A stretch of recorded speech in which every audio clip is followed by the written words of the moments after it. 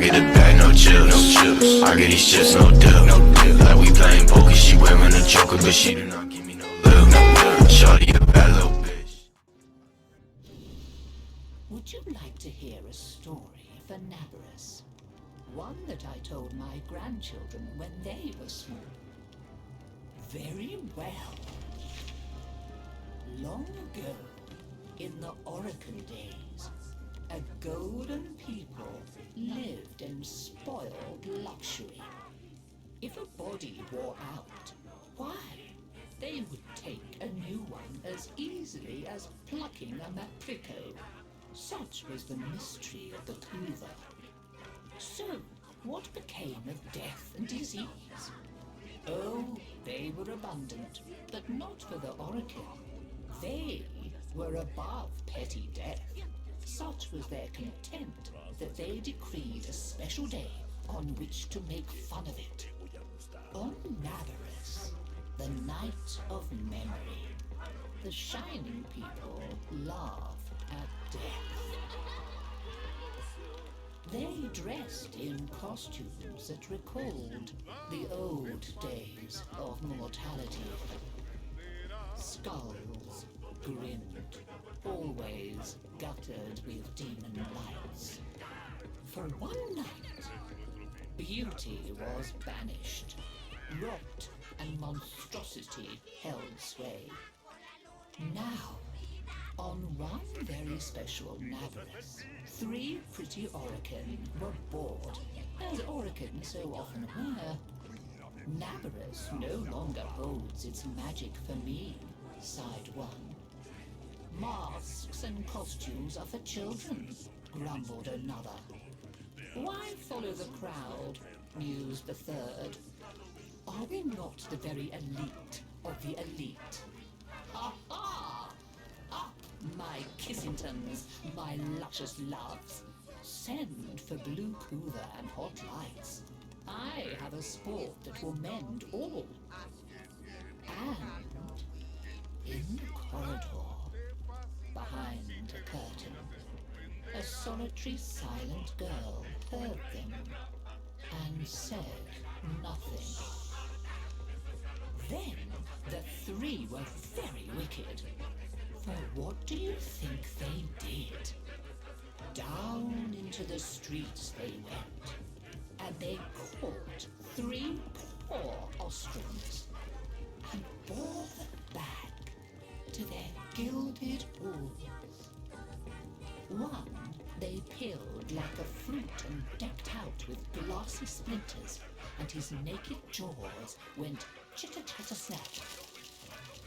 And it echoed all around, scarlet footprints he left. Another's limbs they twisted and wrenched his neck, and made a bundle of him until he scuttled upsy-downsy like a horrid crab. With his sockets all empty and his stretched-out nose snuffling. The third they pulled thin in hand and foot. She walked spindly-wise on long tiptoes like a spider, and her entrails hung delicately down. She whispered, split-tongued and hissing as she went. Fine costumes we've made, chortled the 3 Oricans. Let us now try them on and visit our friends. What shrieking there will be! Oh, our names will live forever in the court for such a prank as this. Now, the silent girl brought them their blue clover, so they could take on these twisted bodies for only a short time before returning to their own. They drank and slept and woke in their 3 horrid forms. Off they went down the stairs, out the door, into the city, into the night of banners and masks and wild hilarity. Chitter-chatter-snap, scuttle-buttle, whispery-hispery. As you can imagine, there were many screams and laughs. Such cleverness, such wit. But in a high room of the tower, the silent girl looked at the faces of the 3 sleeping Orokin. She went and opened a little ivory door that she was not supposed to know about, and drew forth a flask that she would have been glassed for even looking at. A flask of crimson Hoover, the scarlet seal upon continuity, permanent. And she tipped it down 3 cruel throats. With a little laugh, she went skating away, never to return.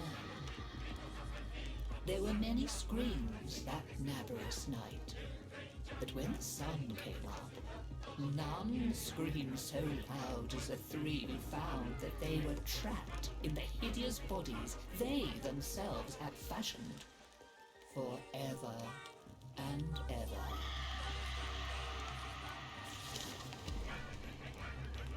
So listen carefully, Tenno, and beware, for you may hear them coming tonight. Whispery-hispery on long stalking bones, scuttle-buttle with his eyes all empty, and skinless, dripping-handed, chitter-chatter-snap.